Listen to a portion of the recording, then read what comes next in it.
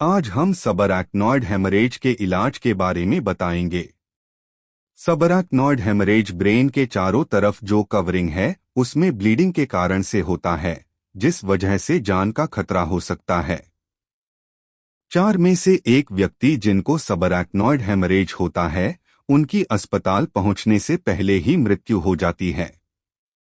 सबअरैक्नॉइड haemorrhage का सही समय पर, सही जगह पर सही इलाज किया जाए तो दोबारा से कंप्लीट रिकवरी हो सकता है।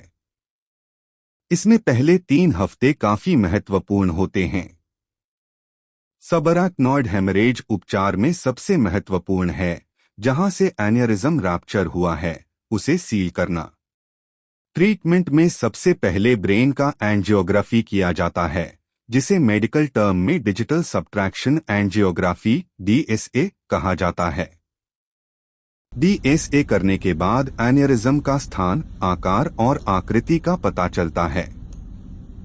एन्यूरिज्म पता होने के बाद उसका इलाज 2 प्रकार का होता है। फर्स्ट, एन्यूरिज्म को हम ओपन ब्रेन सर्जरी करके क्लिपिंग कर सकते हैं, जिसको मेडिकल टर्म में सर्जिकल क्लिपिंग कहते हैं।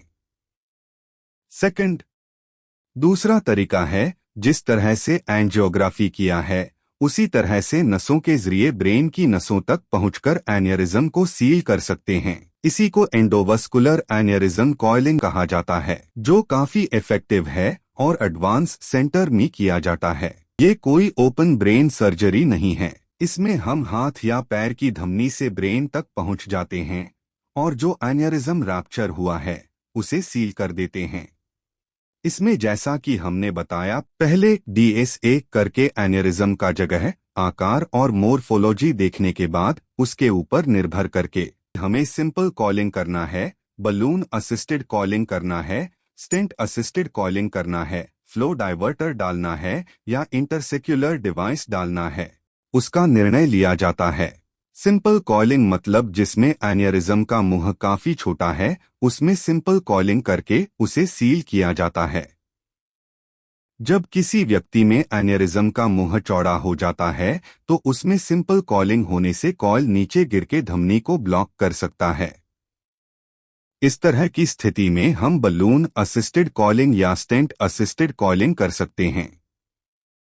आजकल एडवांस टेक्नोलॉजी में जो एन्यूरिज्म बहुत बड़ा है या डिस्प्लास्टिक है या जिसका मुंह बहुत चौड़ा है या बहुत छोटा है, जिसमें सिंपल कॉलिंग करना मुश्किल होता है, इस तरह के एन्यूरिज्म में हम लोग एक एडवांस स्टेंट होता है जिसे फ्लो डाइवर्टर बोलते हैं, वो फ्लो डाइवर्टर डिप्लॉय किया जाता है, जिससे एन्यूरिज्म में रक्त जाना बंद हो जाता है और एन्यूरिज्म धीरे धीरे सिकुड़ के बंद हो जाता है और दिमाग की धमनी पहले जैसा नॉर्मल हो जाती है। इसके अलावा और भी एडवांस डिवाइसेस है, जिसको एन्यूरिज्म इंटरसेक्युलर डिवाइस कहते हैं, जो डिवाइस को हम एन्यूरिज्म के अंदर डाल देते हैं, जिसके बाद एन्यूरिज्म में ब्लड जाना बंद हो जाता है और उसमें क्लॉट बनकर एन्यूरिज्म ब्लॉक हो जाता है।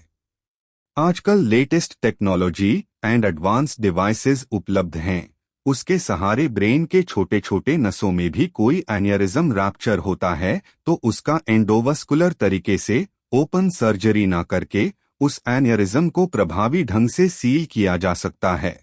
एंडोवस्कुलर टेक्निक से एन्यूरिज्म कॉइलिंग करना बहुत ही सेफ एंड इफेक्टिव प्रोसीजर है, जो कि मोर देन 95% सेफ है। और अधिक जानकारी के लिए हमसे संपर्क करें। धन्यवाद।